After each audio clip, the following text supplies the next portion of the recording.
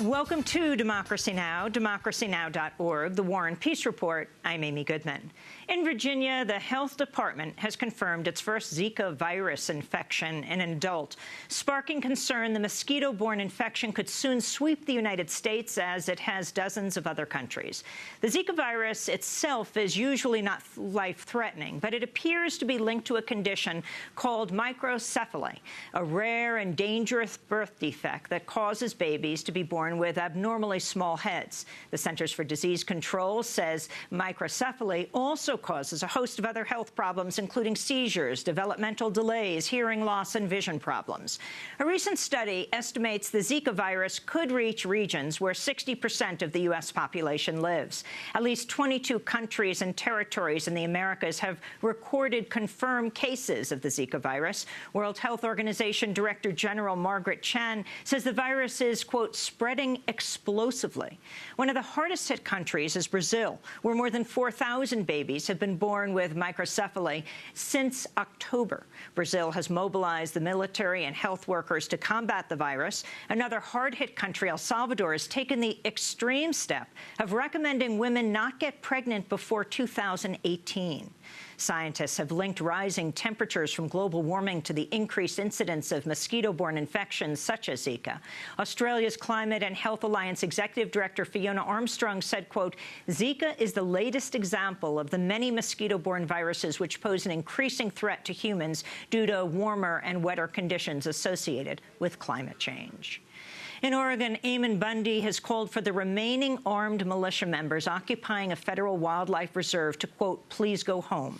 Eamon and his brother Ryan Bundy were arrested following a traffic stop Tuesday afternoon that left militia spokesperson Robert Lavoy Finicum dead.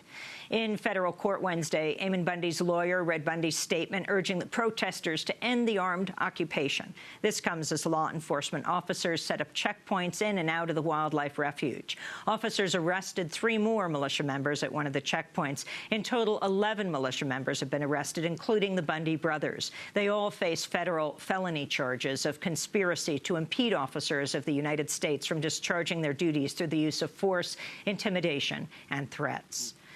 In news from Europe, the Swedish Interior Minister says Sweden plans to expel up to 80,000 refugees who arrived in 2015 seeking asylum. The minister said the expulsions would require specially chartered aircrafts and could take several years. This comes as refugees in Copenhagen are protesting newly passed Danish laws that permit Denmark to confiscate refugees' money and valuables to pay for their stay in asylum centers. Many have compared the so-called jewelry bill to the confiscation of property from Jews during the Holocaust. The new laws also delay family reunification for 1 to 3 years. An Iraqi refugee named Hiwa spoke out during a protest in Copenhagen on Tuesday.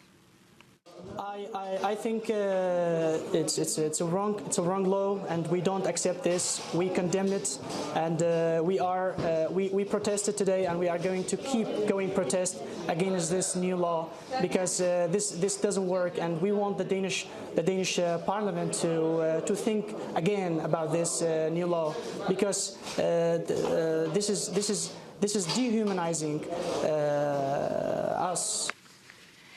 Meanwhile, in South Carolina, a new bill that would require state police to track refugees is headed to the Senate floor after a Senate committee approved the measure Wednesday.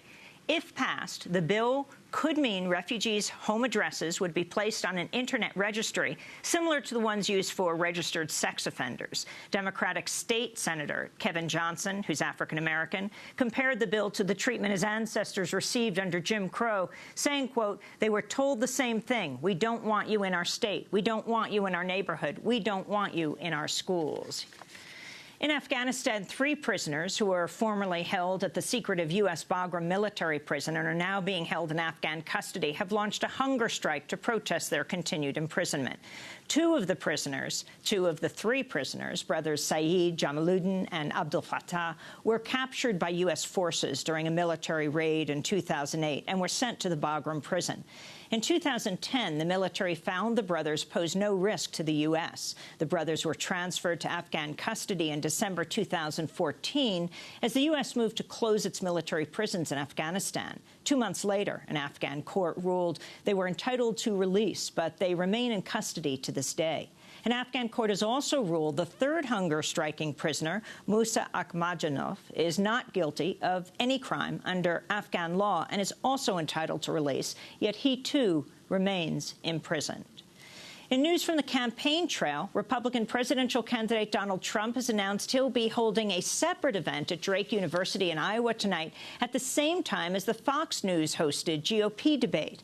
This comes after Trump said he would not participate in the debate after Fox refused to remove anchor Megyn Kelly as one of the debate's moderators. In August, during the first GOP debate, Kelly asked Trump about his history of calling women, quote, fat pigs, dogs, slobs, and disgusting animals, unquote.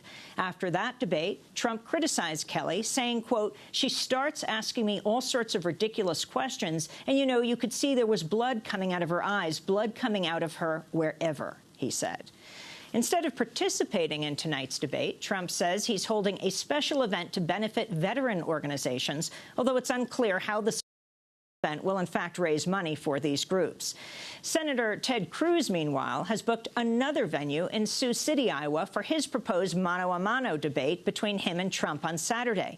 Trump has dismissed Cruz's calls for the one-on-one debate, derisively suggesting it be held in Canada, a reference to Cruz's birthplace. Cruz's campaign website has also begun selling a version of Trump's, quote, Make America Great Again baseball cap, except this version of the hat reads, quote, Make Trump Debate Again. Nate Silver's 538 website predicts Cruz and Trump are currently neck and neck in Iowa. Meanwhile, Democratic presidential candidate Bernie Sanders' campaign has called for 3 more official debates sanctioned by the Democratic National Committee. This comes as his rival, former Secretary of State Hillary Clinton, is calling on Sanders to join her proposed debate in New Hampshire next week, which has not been sanctioned by the DNC.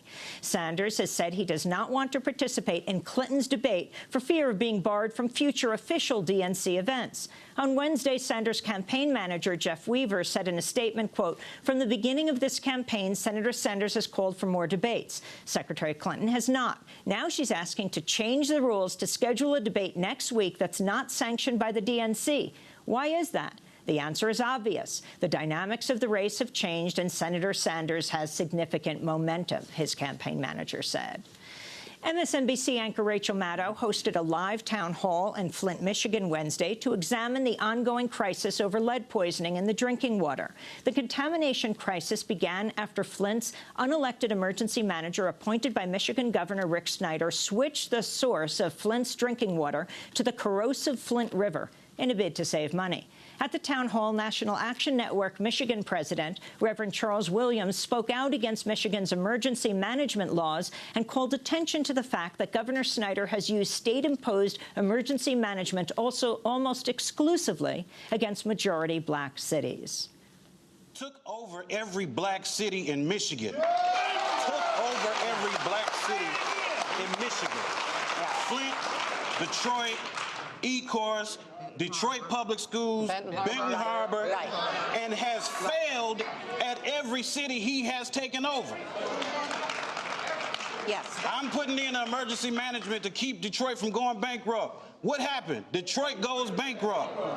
I mean, it's ludicrous, and anybody who fails at the rate that Governor Snyder has failed, I would have been fired a long time ago. All I gotta say is Governor Snyder. And civil rights lawyer Michael John Kennedy has died. Throughout his career, Kennedy represented a number of activists from some of the United States' most significant radical movements, including the Black Panther Party, the American Indian Movement, and the Weather Underground. Kennedy successfully defended Black Panther Party co-founder Huey Newton. He also won acquittals for 6 Americans charged with raising money to fund the Irish Republican Army, known as the IRA. He was arrested and jailed briefly after staging a silent protest during a Senate House Un-American Activities investigation, and he served as a legal aid to the Sandinista movement in Nicaragua. In his one and only divorce case, Kennedy also represented Ivana Trump in her divorce from Donald Trump.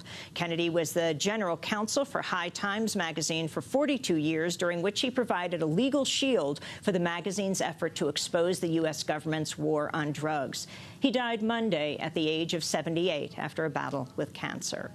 And those are some of the headlines. This is Democracy Now!, democracynow.org, The War and Peace Report. I'm Amy Goodman.